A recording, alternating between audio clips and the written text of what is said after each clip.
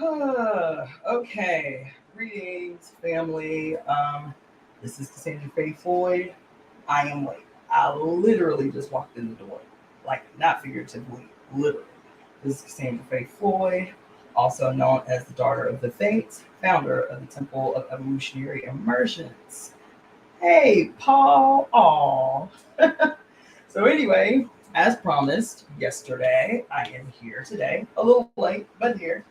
And as the title implies, for those that are tuning in via Facebook, YouTube, or Twitch, the topic of today's discussion, I may read a little bit, but the topic of today's discussion is it's overdue. I had actually thought about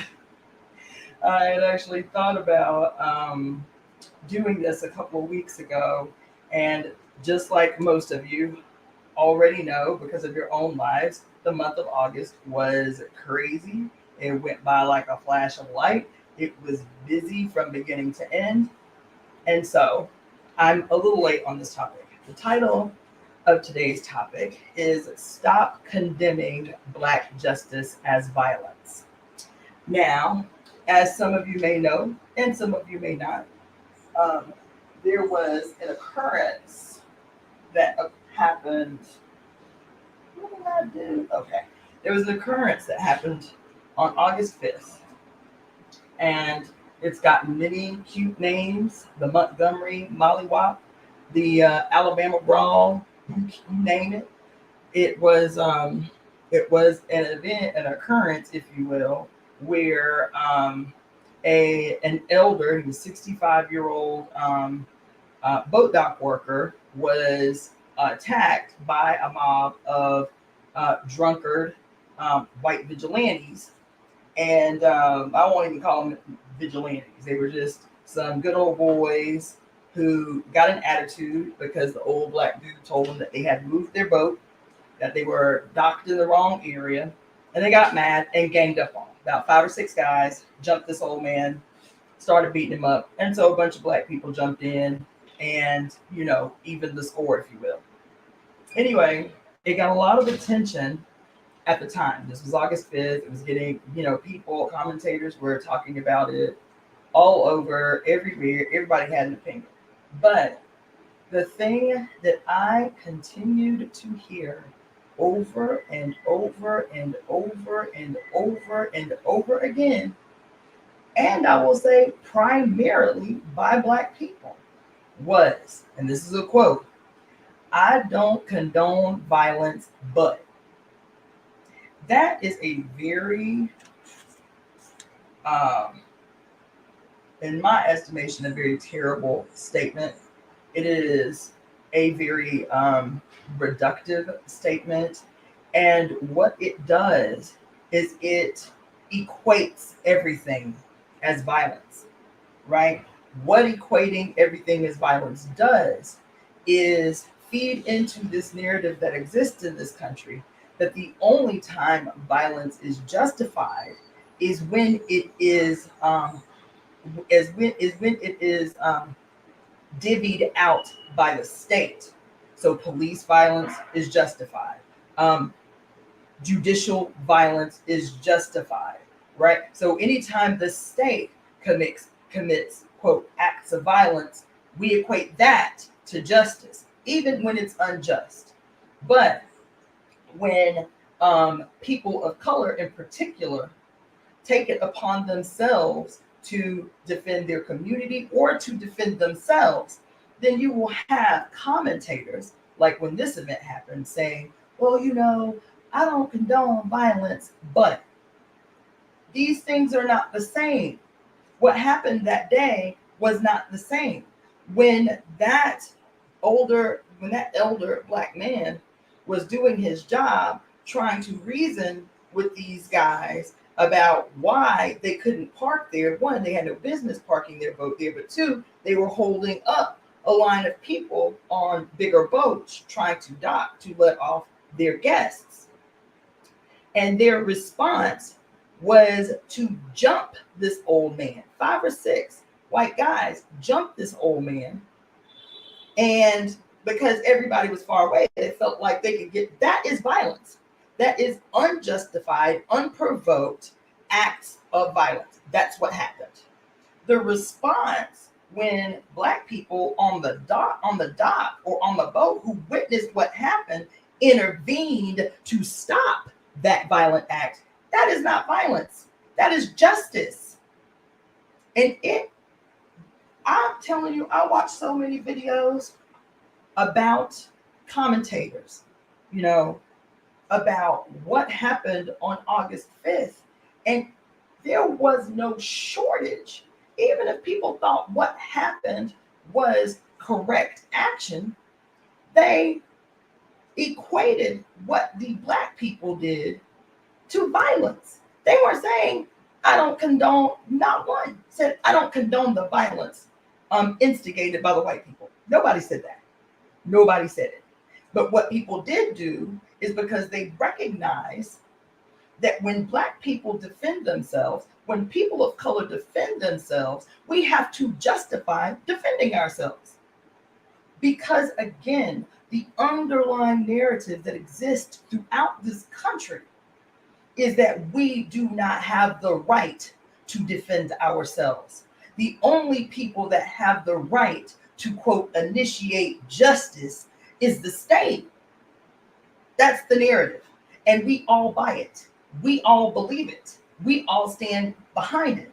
There's no other explanation for how all of these young people who were like excited about what happened, instant karma was what happened, right? Was excited about what happened. They felt the need to apologize beforehand by saying, I don't condone violence, but this is so widely problematic. One, because it gives the state an all-out hegemony over acts of violence, you see, because the state commits violence. We say it's justice because, you know, we still have this belief. I just read to y'all a few weeks ago from Lenin's work on the state and how everybody participates in upholding the idea that the state is ordained by God. The police is ordained by God. The judicial system is ordained by God. These things are legitimate because God says so.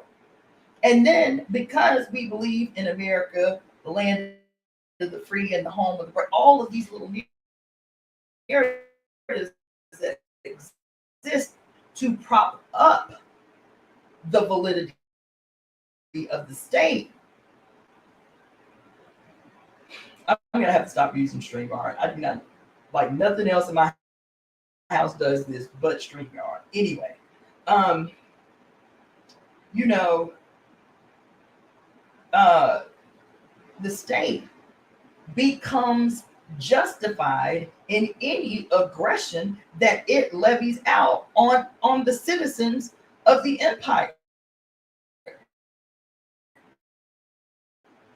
You see, I'm not trying to be too deep. I'm trying to get, because this has been with me for a minute.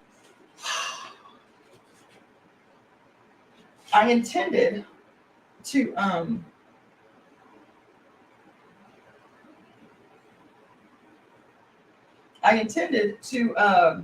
do this while the topic was still fresh on the minds of people who were talking about it.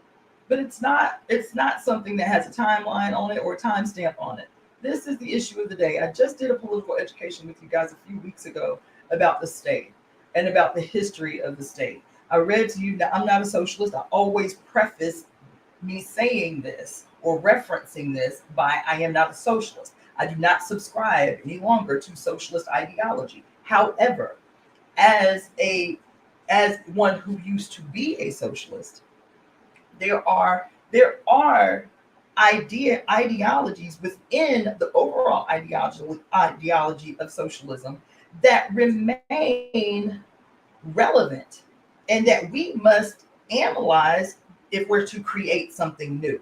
And when I say create something new, I mean I am not a capitalist, I am not a socialist, I am not a communist. Therefore, I'm involved in a process with others where we have to redefine what the future can look like without old paradigms imposed on us. All of that being said, the state, Vion Lennon talks in his, his lecture about the role of the state, about how the state emerged in human society and what it looks like.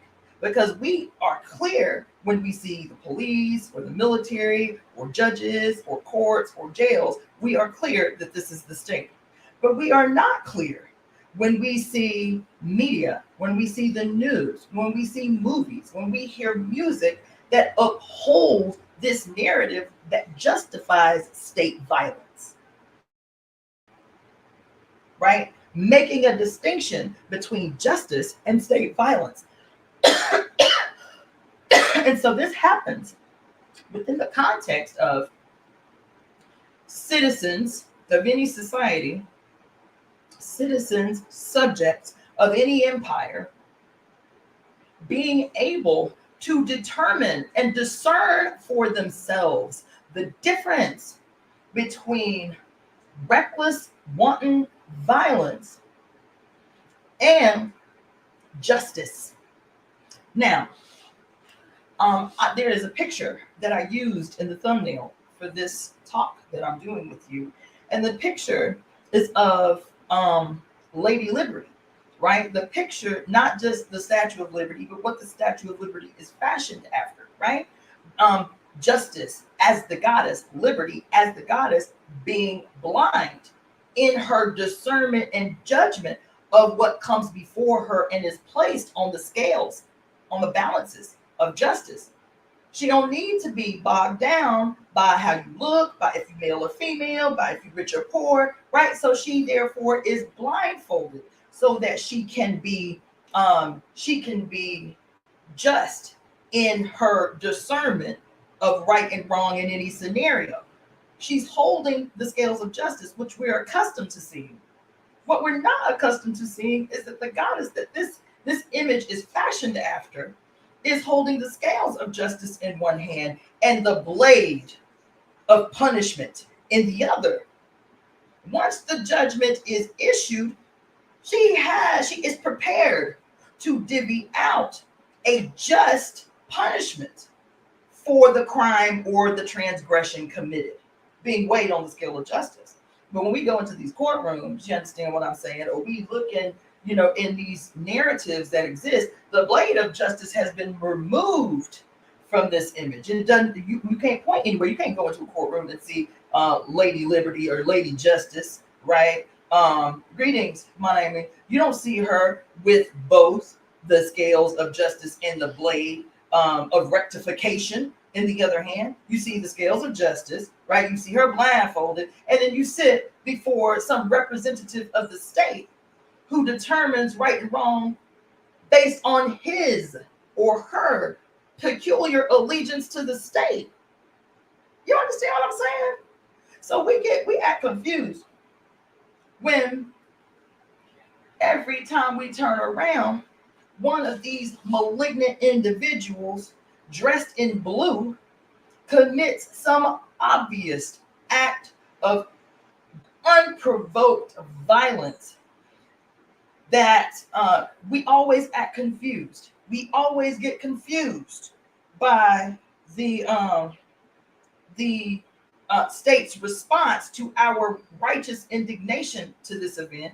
So the first thing that they do is send some colored person in a collar with a slick tongue behind a pulpit to pacify righteous indignation against what is an obvious hostile aggression against the citizens and the subjects of the state or the empire or the society, right?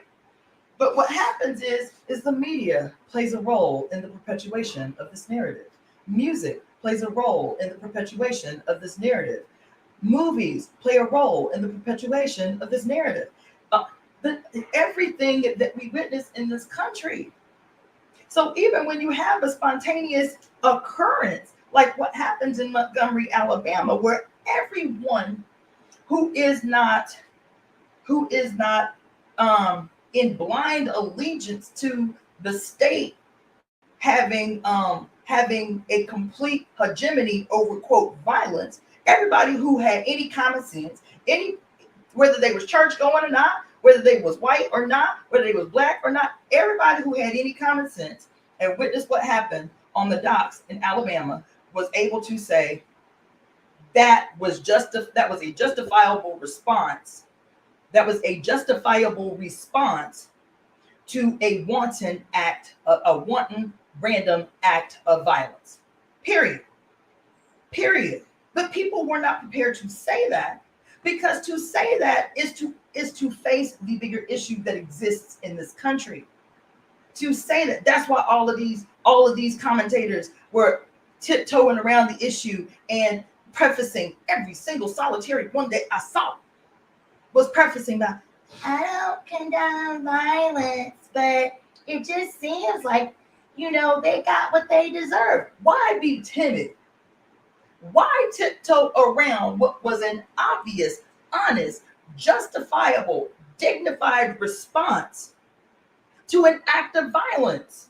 The two are not the same. The response by the community was not an act of violence, because what their response, with that response and how it played out, have even occurred had the actual random one act of violence had not occurred.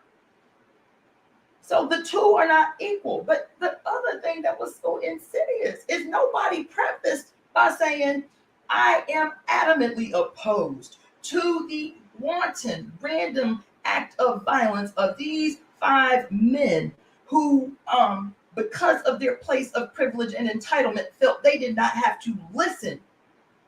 They did not have to listen to an old black man. And in response to him asking them, trying to reason with them to move their stuff, their response was to pummel this old man. Nobody prefaced that way. Nobody prefaced by saying, I am 1,000% opposed to the act of violence perpetrated against that elder black man who was doing his job on that bank. Nobody prefaced that way. I watched hours of video for over 2 weeks. Nobody prefaced that way. But what everybody black did preface by saying was, I don't condone acts of violence, but that is a hell of a statement.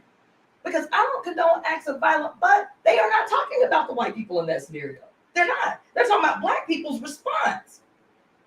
When you say I don't condone violence, but it's clear to every last one of us who you are talking about. And it is not the white people who committed the first act of violence. That's not what you're talking about when you say I don't condone violence, but you're talking about the black people. You are still perpetrating a narrative that sees black justice as synonymous with white violence. You heard what I said. This narrative that continues to exist in this country that equates black justice with white violence. Or Mexican justice with white violence, or Native justice with white violence. Because this goes all the way back. This goes all the way back and back and back to the beginning of this institution that we know as the United States of America. That somehow white people are always justified in their acts of violence. What is not justified is the response of self-defense by those they commit violence against. Native people become, quote, savages because they aggressively fight to keep ownership and possession of their land from invaders. So the narrative is created at the baptism of what we know as America with this same narrative that white violence, no matter how it presents itself in the world, is justified. War is justified. Brigandage is justified. Conquest is justified. This thing happening in Maui right now, how is it even a discussion when the people, the indigenous people of the land, are continuing to say, this is what we call on you to do. This is what we demand. This is what we need to recover from tragedy. And white everyday people are in their feelings about, and them indigenous people ain't even been violent. They just saying, can y'all stay y'all asses home for a minute so we can recover? Can we bury our dead? Can we restore our homes? Can y'all just vacation somewhere the fuck else for a minute, please? And because of the the hegemony of violence in the hands of oppressors, we are always made to believe that somehow we in the wrong. We are in the wrong for any response. Hell, we can't even talk about it. We can't even talk about it without being banned on different social media outlets. You feel me? So here we are in all of these different ways where since the inception of the institution known as America, there is no act of violence perpetrated by European people that is not justified in the attempts to build and secure a future for themselves at our expense. So I'm talking about an event that happens in Montgomery, Alabama, but it is part and parcel to a long legacy, still unfaced, still unresolved, still unrectified in this country. Right now today. Right now today. And I'm gonna tell you that, we know the stories of how enslavement and colonization, genocide in the Americas, and all this stuff came to be.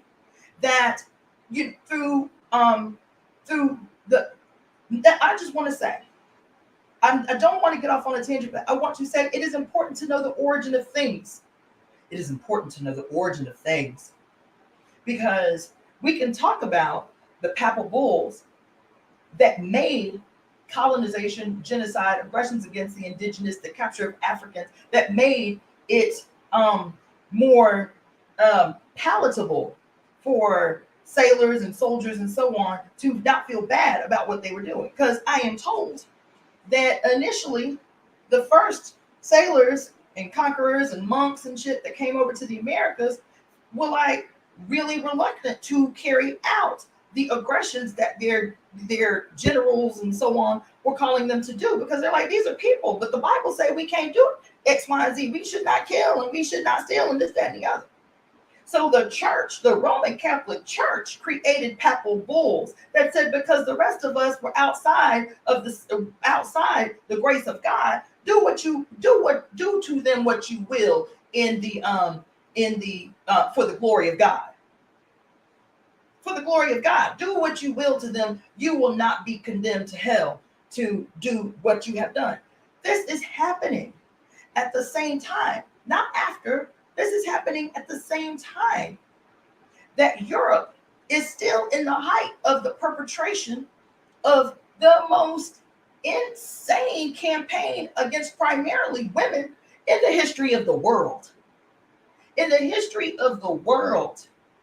Under the leadership of the Roman Catholic Church, in the height of the Spanish Inquisition, as Spain has just ousted the Moors who had been in Southern Europe, primarily Spain, for a few hundred years.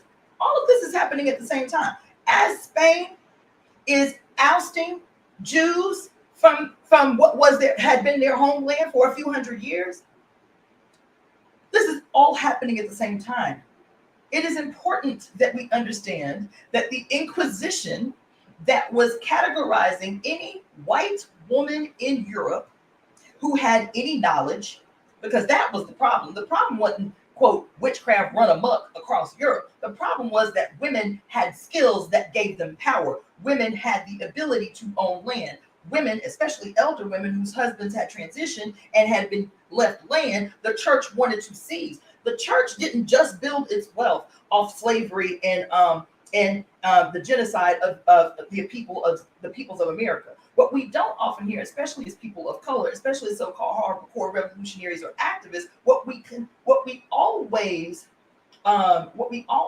ignore is the fact that the Roman Catholic Church had its initial the Roman Empire and the Roman Catholic Church, the Roman Empire turned Roman Catholic Church, had galvanized, when we talk about what you talk about, uh, the primitive accumulation of capital, as talked about in Das Kapital by Karl Marx. We in Karl Marx, and I used to hear this a million times when I was in the party. Karl Marx, at the very end of Das Kapital, equates the capture of African people, and the transferring them over to the Americas and the genocide of Native people in the Americas as the original sin of capitalism.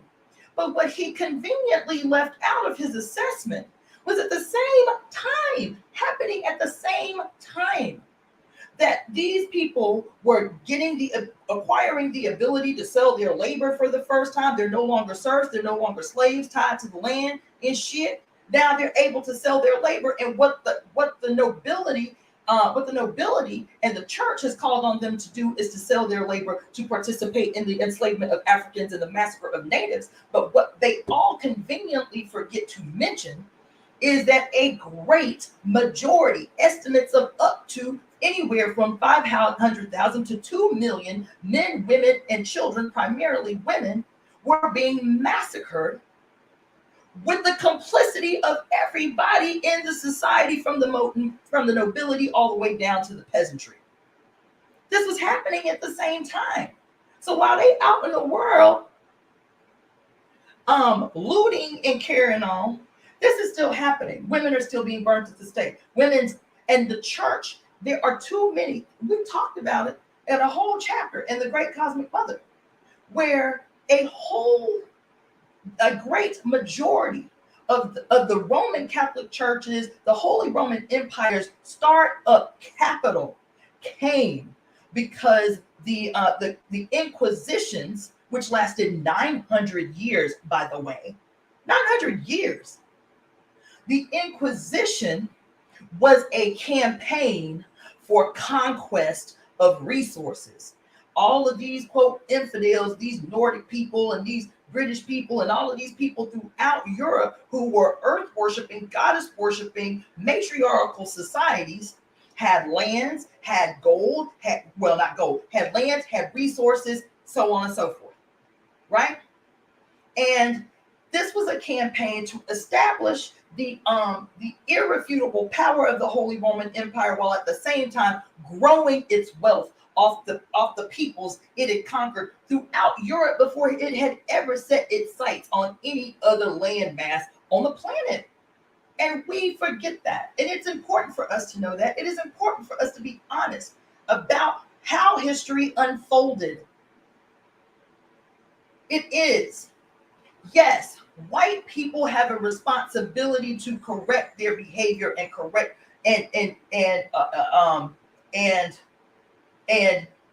their behavior and really account for the crimes of their ancestors as it still benefits them today. But we cannot ignore it for convenience sake. The fact that damn near 2 million white women with skills and with power and with influence were massacred because they had power, skills, and influence. That's why they were murdered. They were not murdered because the devil was running the fuck amok in Europe. They are a traumatized goddamn people whose trauma then went out and with the church's blessing to traumatize the rest of us. It's not an excuse. It is an acknowledgement of what has happened in the world, and for us to be able to make better decisions and come to better conclusions about what it is that it's going to take to change the world, to be better human beings to one another, to show up for one another in a way that ends the suffering of the many on the planet, that ends the isolation of human beings. Mental illness. Hey, look. Mental illness is a sigh of desperation of a traumatized spirit. Do you understand what I'm saying? Mental illness. It is not to discredit or discount or make light of how people are suffering as a consequence of mental illness. But I am telling you, as a healthcare professional, as a minister, as a priest, as a mother, as a grandmother, as one who comes from a long line of those who have been reduced to just having simple mental illness. Mental illness is a cry of desperation of a suffering spirit, and not just our spirit. We are one, whether we want to be or not, baby. Whether we accept it or not doesn't change the fact that we are all the inhabitants of the body of the one, the mother, the she. And she suffers, so we suffer. She suffers physically, so we suffer physically. She suffers spiritually, so we suffer spiritually. She suffers mentally so we suffer mentally. Do you understand? And so I have been in these organizations that attempt to, I want y'all to hear me. Please hear me and hear the essence of what I am saying. I have been in these organizations that oversimplify, because it's easy to do that as people who have been oppressed. It's easy to do that, to point the finger at the lone bad guy who has caused all the suffering on the planet. It's easy for us to do that, but I want to say we cannot change the world this way. That is why it is important for me to tell you that we cannot ignore history, the totality, the integrated web of history that has us all locked in this shit right now. We are in it, yo. We are in it. The web connects us all. No one functions outside of it. The fates have determined what is necessary for the future to be a continuation of the ails and the woes of the past, or for us to have and tap into the potential that can radically and rapidly change the world that we live in. It is certain, baby. It's certain. But we can't do that with the same old tired ass narratives that ignore chunks of history for our convenience. That's why it was important for me to tell you a story about what life we have been lied to. Oh my God, we have been lied to. I just want to tell you, we have been lied to. And it was I believe that the intention was honest, but we have been lied to. I recognize that the suffering that most people endure in the world the way that it is now comes as a consequence of benefiting a very few on this planet, right? But this few on the planet, it is not to make an excuse. God, I want y'all to hear me. This few on the planet are traumatized people. It's not an excuse. It is an acknowledgement of a reality that has to be faced by all of us in order for us to move forward. This period in human history that lasted, America, you see how America is right now? You see what America look like right now? America ain't but a few hundred years old. As a concept, not even 250 years old. As a legitimate concept, 248 years old this year. You feel me? Its starting point, a little over 400 years, you see. But I am sitting here telling you that before Europeans even set sail, even set out into the world to come into contact with the others of us around the world, under the criminal institution that began as the Roman Empire, developed into the Holy Roman Empire, and then developed into the Roman Catholic Church. This institution, you know how back in the old days, I don't know if y'all know this or not, but back in the old days, they used to say about the Roman Empire, all roads lead to Rome. That was how proficient Rome had become at conquest. At the conquest of the Nordic peoples of Europe, the conquest of the Brits, of the conquest of all the tribes of people who had their own ways, their own mores for thousands of years before the emergence of the Roman Empire. All roads lead to Rome was the narrative throughout the known world at the time. Kemet, Asia, the Asia Minor, India, all roads lead to Rome. That was the saying. And here it is today, that all roads lead to Rome. To understand who we are as a people, who we are living in this institution called America, baby, which is the grandchild of the Roman Empire. Believe it or not, accept it or not, it is what it is. For the first time in the history of this country, I'm going to digress for a little bit. For the first time in the history of this country, right now, under your boy Biden, that y'all all jumped both feet first into voting for, despite the fact that you knew he was a criminal, had a history as a criminal, and no other history other than that of criminality, you still ran out to vote for him because anything but Trump. Like, we don't have other decisions that we can make. However, under your boy right now, for the first time in the history of this country, the Supreme Court, there are more Supreme Court justices sitting on the Supreme Court that are devout Catholics than there ever have been in the history of the country.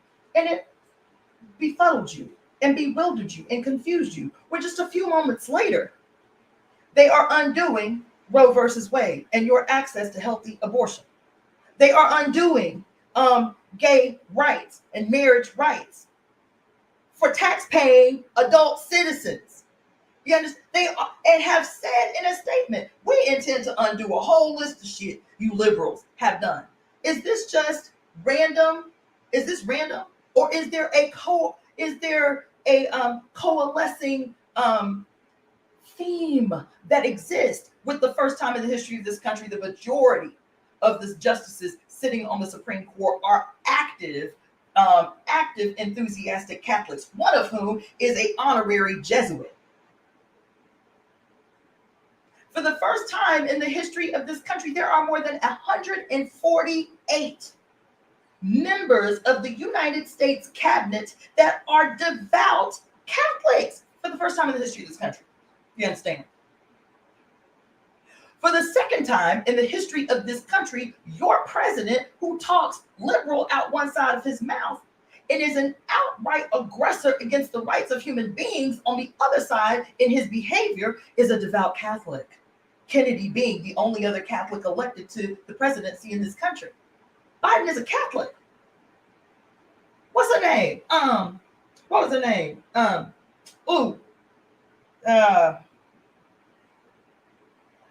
Nancy Pelosi is a devout Catholic. And here I'm telling you, all roads lead to Rome. The Roman Catholic Church is the largest landholder on the planet Earth of any institution or government on Earth. The Roman Catholic Church owns more land than any organization, corporation, institution, or government on the planet. But you still see it as benign, as something that is totally not connected to governments, the establishment of law within these governments. All roads lead to Rome. So it's important for me to talk to you about what the hell happened to white people in Europe before the advent of what we know as modern colonization and imperial conquest. It's important for me to talk to you about that. It's important for me to talk to you about that. Not to be some perceived champion of the suffering of white people or anything like that. It is for us to tell an honest truth about history so that we can know how to clearly step forward into the future that we say we want to create. And we cannot do that while ignoring the fact that this country is only technically 248 years old, in the process a little over 400 years old, but for 900 goddamn years. As a matter of fact, the Inquisition did not end until the late 1800s. The late 1800s. That was just yesterday. So for 900 years, while issuing out brigandage and carrying on throughout the world of color, At the same time, for 900 years, the church had already practiced well on the citizens of Europe. We can tell and have to acknowledge the suffering of the people of the world, right? Asia, Africa, and the Americas. We have to do that. And we have to revisit sometimes the stories of what those aggressions looked like. Right now, we're still hearing. I just read an article today about another 93 children, remains of children found on the grounds of one of these residential schools in Canada. We have to acknowledge that. We have to acknowledge that. We also have to acknowledge the crimes committed against Native women by Europeans when they came over here to colonize. The gruesome criminal acts and behavior conducted against Indigenous women and babies. We have to acknowledge that.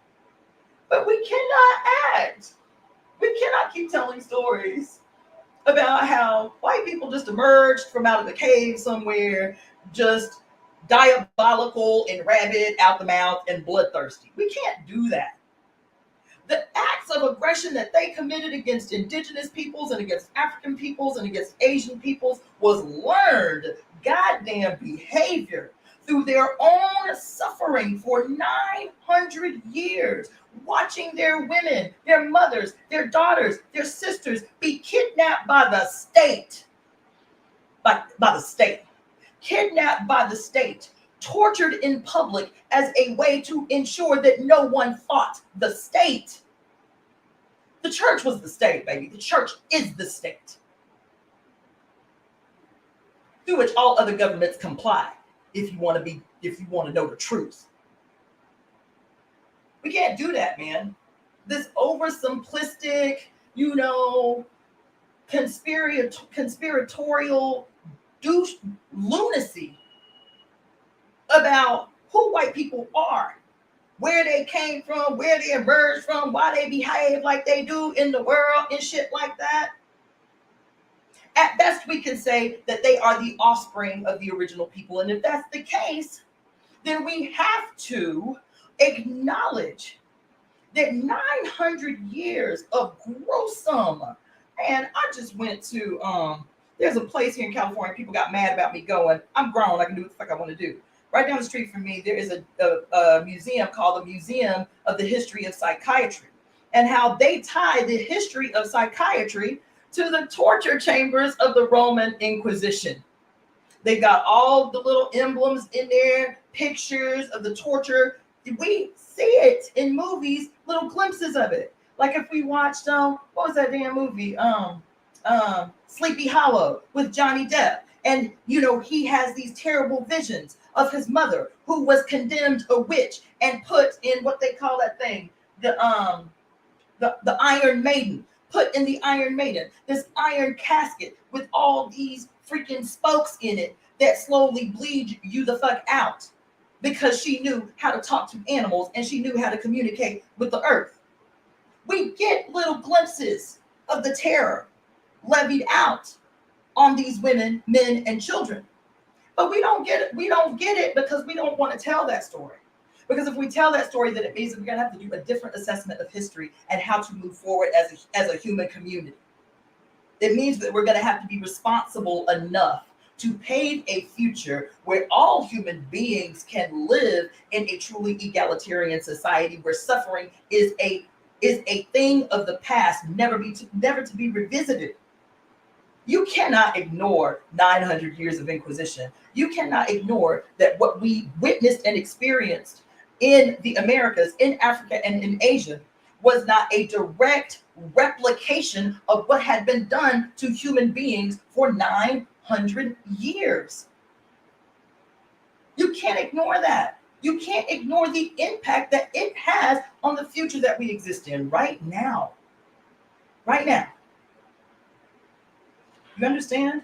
The state. There is no place on the planet for an institution called the state, where ultimate power and the ultimate hegemony of what we call justice rests in the hands of a few tyrants who divvy out justice selectively. And they do it they do with all the power of these institutions, these Abrahamic institutions that justify whatever aggression they commit. I live in a city called Los Angeles, California, where I am told that in the last 10 years, 10 years, more than 650 black and brown people have been what do they call it, extrajudicially slain by the state in the city, not the county, in the city of Los Angeles. In 10 years, 650 people, 650 brown and black people have been murdered by the cops. There was a cop on the force whose name I do not know, but a cop. I'm hearing these testimonies. There was a cop in the city who, in the same 10-year period of time, there had been more than 89 complaints of sexual assault and rape by this cop, and he never even went before a grand jury. Never arrested, never even gone before a grand jury. 89 complaints of rape or sexual assault by this cop. Why? Because any act of violence perpetrated by the state used to terrorize people from fighting back is justified by the entire state apparatus. Rape, sexual assault, kidnapping. The LA City Police Department is still under federal investigation for gang activity. This is justified if it keeps people in order. All the acts they commit are justified if it keeps people in order, if it keeps people in line, if it keeps people in a healthy state of fear of the state. That's why that cop has never seen the inside of a courtroom. Not because they have enough evidence. Every act of violence in the hand of the state becomes justified, just like every act of violence committed by conquistadors and quote explorers against indigenous people were justified. And that justification came from where? It came from the church, baby. From the church, through the nobility, down to those executing the violence. It's the same. It ain't changed. You understand? But we confused about what it is we're looking at. We out here chanting and protesting against the police department as if that is the problem. The police are the foot soldiers of empire. The state is the executioner of the will of the empire. Think about it. Back in the old days when somebody was found guilty of being a witch, you understand? And you got a dude in the black hood, in the black mask, you feel me? And he is giving orders. He's the executioner, you said. He is giving orders. This is what we have decided justice looks like for this witch. You feel me? According to the church, the executioner has not committed any crime. He is carrying out the will of empire in that. The executioner will still go to heaven as far as the church is concerned. As far as the narrative, is perpetrated to make individual human beings feel no sense of guilt when carrying out the orders of empire. Y'all ain't hearing me. Y'all ain't rocking with me. I'm trying to give y'all a lesson today, baby. We cannot continue to see everything that happens in this world that is an aggression against the human condition as these isolated incidences that have no relationship. It is all related. It all has the same origin, baby. All roads lead to Rome. God damn it. All roads lead to Rome. All roads lead to Abrahamic traditions, all of them. All roads lead to the birth of patriarchy in the world and its bloodlusting quest for domination over the peoples and the inhabitants of the planet. You understand? Y'all ain't rocking with me. Y'all ain't heard. You understand? Listen, baby. That's why people Our conditioning is deep, man. It's so deep. We are so accepting of that which should never be accepted. We are so accepting of that which not should not be accepted. I have talked for years about um, about like how I try to be a lot more mindful of my spending habits, my buying, where I buy from, consciously not purchasing from institutions and organizations that I know somewhere along their chain they institute or implement oppression of some type. You know, making babies work for pennies on the dollar, or or blood jewels or whatever. Right? I am very mindful, intentionally mindful of how I spend my money, knowing that the money that I get up for, I work for, I shed blood for, I shed sweat for. This is energy. This is my creative force that goes into the acquisition of that, which then can sustain my life. That's some heavy fucking energy to be spending frivolously, especially as we spend in ways that perpetrate the madness that we say we want to be out of, or that we say we want to see an end to. So I try to be mindful, extremely mindful, right? So that's what we can do as individuals. That is something that we can do. That is something that we have to be convicted, charged to do, right? But this question of justice, baby, it's the listen. My mother is a Yah, baby. It's the issue of the goddamn day. It is the issue of the day, and we can't move forward without addressing this motherfucker head on. I watched this movie last night, the night before last. I'd never heard of it, but I was like, oh, this looks interesting. Now, I've told you guys, I'm also very deliberate about what I let go into my brain. There's some things I have no interest in watching. There's certain things I have no interest in hearing. I am very deliberate about my energetic exchange in the world, right? So there's certain things I don't allow into my brain. So this movie would have been one of those movies that I'm like, I cannot watch this. And that's why I'm warning you. If you decide to watch the movie, just know that it is triggering. But I also am obedient to Spirit. Spirit was like, you need to watch this movie. Spirit was like, you need to watch this movie. The name of the movie is I Am All Girls. I think it's on Netflix. I Am All Girls.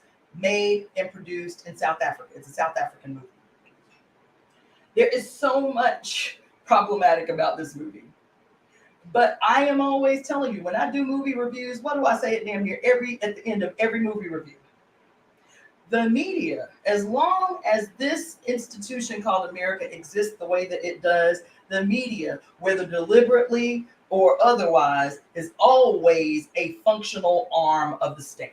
Always, all the time, every time. You feel me? And you name any movie, and I can prove to you how this movie is still upholding the narrative that the state always wins. I'm always telling y'all that, aren't I? The state always wins. The state always wins.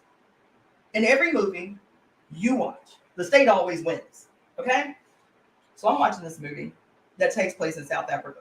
By the way, the movie is even more triggering because it is based on a true story. Not without giving anything away about the movie itself and the event that you want to watch it. The movie, when you watch it, baby, it's like this extreme dichotomy that exists within the movie. The protagonist of the movie is what I'm talking about. It is this difference between. It is a clear difference between state justice and quote vigilante violence. State justice and vigilante violence. That's what this movie is about. Is the juxtaposition between state justice and vigilante violence. Okay? And no matter what the nature of the crime that initiates vigilante justice, no matter What the crime, no matter how terrible, no matter how gruesome, no matter how diabolical, no matter that the narrative is always that vigilante violence is wrong, and the state's inability or inefficiency at quote solving these problems and crimes, you just have to wait out the process. You just have to wait out the you just got to let the process work. You feel me? And so in this crossing, because there's a crossing, there is this crossing or this merging, if you will, but of these lines between state justice and vigilante violence. But baby, and so I'm in this movie, I'm like, oh shit, you understand? It's deep, deep, hurtful. And then you know that it's based on a true story. So I was experiencing the whole time this just seething, boiling, fucking rage the whole time I'm watching this movie. When I cried, man, it felt like my fucking tears were on fire. Okay? And you are rooting for the protagonist. Depending upon who's watching, the person is the protagonist or the antagonist. And this is the confusion caused by this distinction between state justice and vigilante violence. You understand? So the movie goes on and on and on, on and on and on. Like, see, I ain't gave nothing away. But I am going to give this away because you have to watch for it now. The state always wins. The state always wins. And if the state always wins, then what does that mean? Justice cannot exist for real. Y'all are not hearing me. Justice, the way we want to see justice occur as the victims of injustice, can never exist while the state holds the hegemony over what the distribution of justice looks like. Y'all ain't heard. Y'all ain't heard. We have to redefine what justice means, what it is, what it looks like, how it functions in the lives of the many. We have to do that. Who is the we? All of us who say that we want to exist in a world that is better than this, where the few maintain a hegemony over the very life, blood, and existence of the many, where the 2,765 billionaires that exist on this planet hold and control exactly the same amount of wealth that 3/4 of the population of the planet are deficient. And we don't see no connection to that. Exactly the same. Child, look. We have to define what justice is, what it looks like, how it is executed, how it is divvied out in the world. Who are the criminals in this world where justice is defined by us?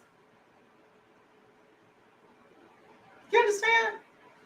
And so I know it seems like I have traveled around the world, which I have. But what happened in Montgomery, Alabama, and the response to what happened in Montgomery, Alabama, is a minuscule demonstration of everything that I have taken you around the world to talk to you about. You understand? We cannot accept any longer the hegemony of state violence over the lives of people on this planet. We can't do that. We cannot do that. Now, so what does that mean? What does that mean? You understand? Like, it can be like when I was in Florida, and I was in the Uhuru movement. There was this young child. He was 18 years old. He was killed by the police at his graduation party. The night he graduated, he was killed out in the street by the police at his graduation party. And so his name was Javon Dawson. I'll never forget it. I'll never forget him. And so we initiated a campaign to defend the family of Javon Dawson. And so part of the campaign wasn't just demonstrations, wasn't just going to city council, wasn't just fundraising for the family, right? Wasn't just those kind of logistical things. We initiated a campaign to hold people who existed in our community who were not a part of our community accountable to what was important to our community. And that is a long way of saying that there was not a single Black-owned gas station in all of Southside St. Pete, which is the Black side of St. Pete, right? There wasn't a single Black-owned gas station, a single Black-owned hair care store, a single Black-owned, damn near none of the buildings, none of the institutions that existed in the South Side were African-owned, were Black-owned. But it was Palestinians and Russians were the primary, what we call petty merchants or parasitic merchants in Southside St. Pete, the majority of them being Palestinians. So what we did was we created a certificate. And the certificate said, this business stands with the family of Javon Dawson, or something to that effect. And then we would go from business to business to business, stating that you are going to contribute to the raising of resources for this family, and you are going and you are going to put one of these certificates in the window of your institution. If you do not, we will issue a campaign that calls on every Black person in the city of St. Pete to avoid doing business with you.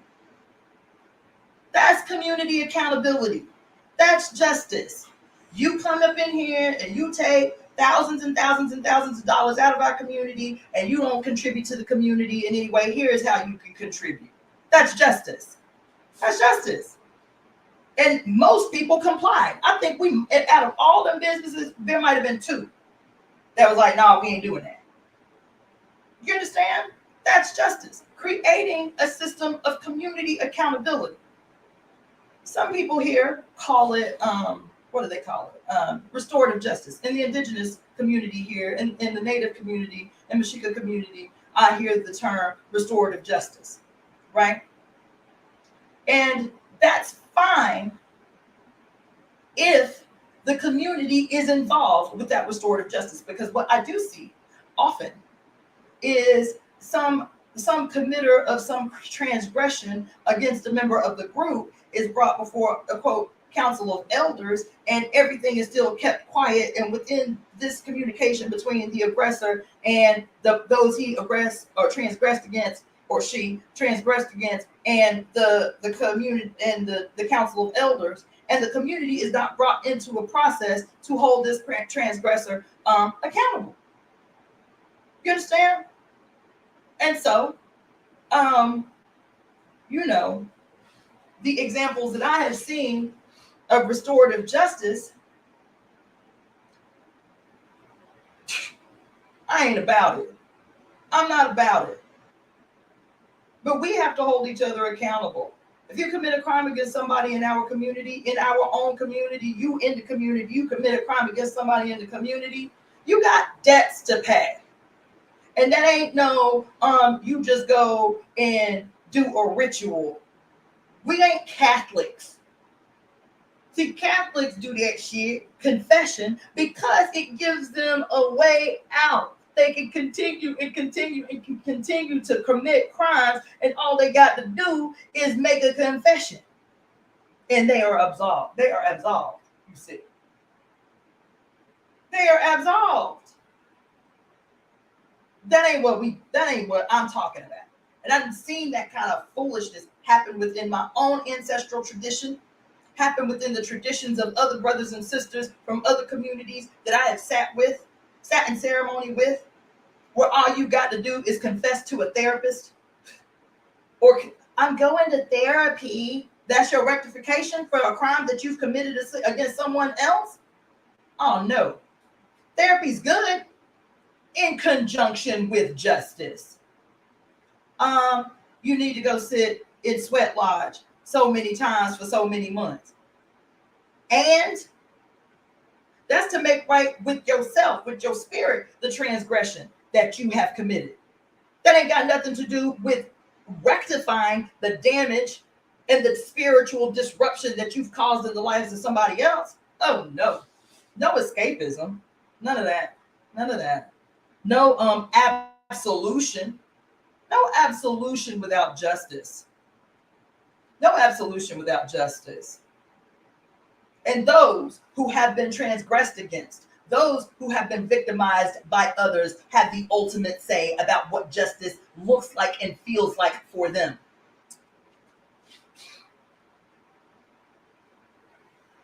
That's why people's spirits are not made easy when they see someone who's committed a crime against one of their own sent to jail.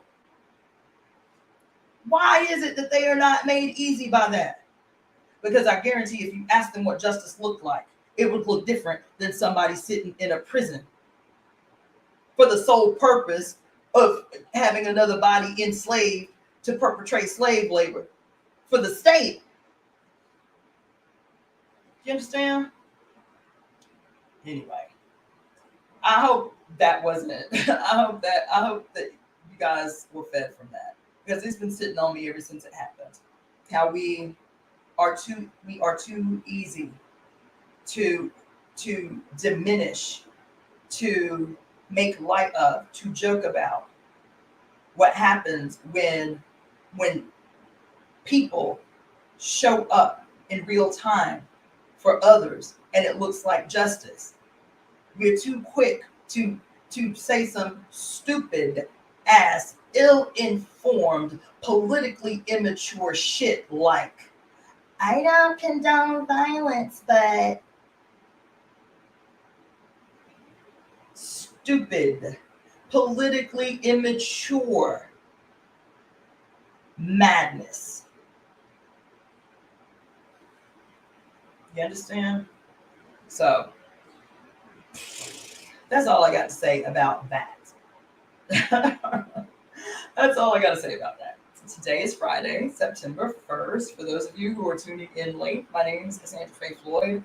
I am also known as the Daughter of the Fates. I'm the founder of the Temple of Evolutionary Emergence. I see and have read all of your comments.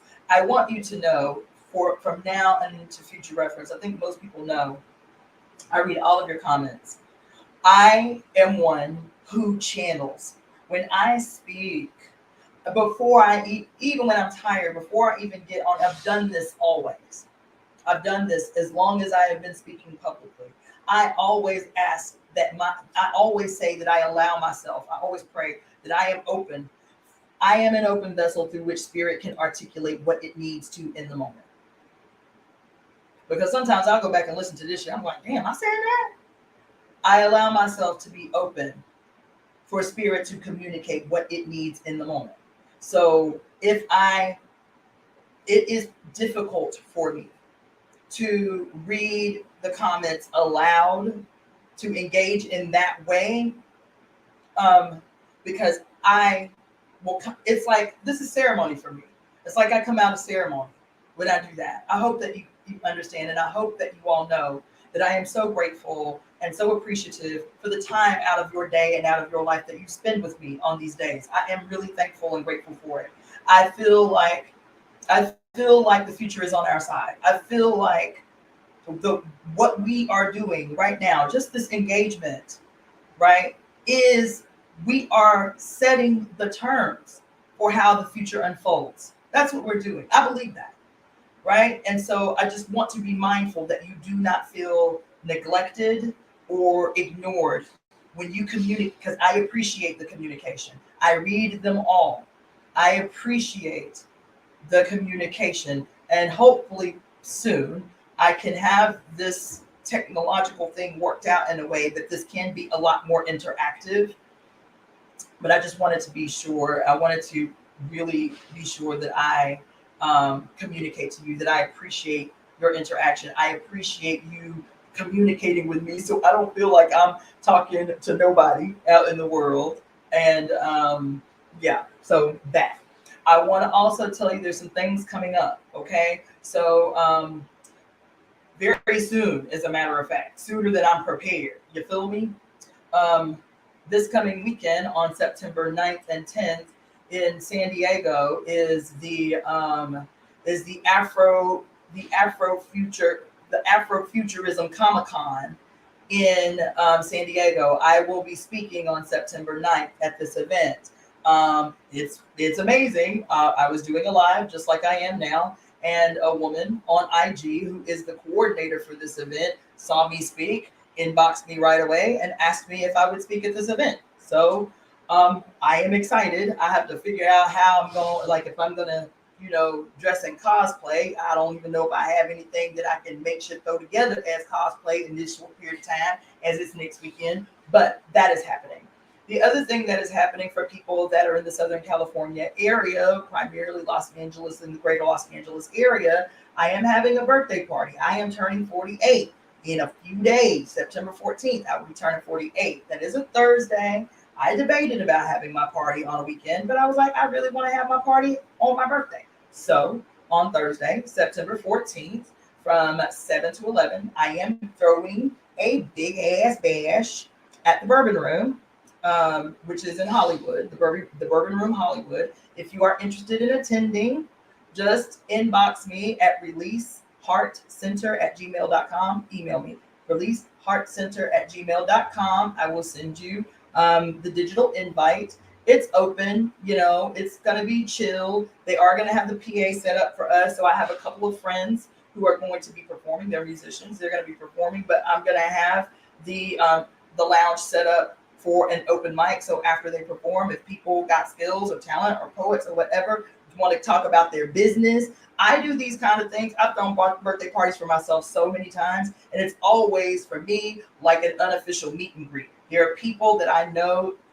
across various expertise that I'm always trying to link together. Okay, you need to know you need to know them, that they need to know. Every time I've ever thrown a birthday party for myself, it's always been in that fashion, like a meet or greet. People to be able to show off their skills. So like one of my homeboys just released a new album 2 weeks ago. He's going to be performing and he's going to set up an outreach table to talk about his new release, which is amazing. You feel me? So I encourage people to come. You do not have to bring gifts. Bring yourself. Come prepared to party. You feel me? And enjoy the talent that is going to be there. Come prepared to make connections with other people. Okay? Cool. So that's happening on September the 14th. I have a trip that I'm making this weekend to talk to somebody about a location for the event that I mentioned to you guys last week. The event that I want to throw in honor of the temple come December. So I will be a lot less cryptic about the details once I am certain that we have the location. Then I can start really promoting this event that is going to happen in December in honor of the first anniversary of the Temple of Evolutionary Emergence. So keep that in mind. Tomorrow, this is the last announcement. Tomorrow at 11 a.m. from 11 to 1, like every Saturday from now on, we will be doing the temple service of the Temple of Evolutionary Emergence. For now, that is still happening in my home. I do not have access to the art gallery anymore that we had before. So unfortunately, I don't have a location yet for people to come in person.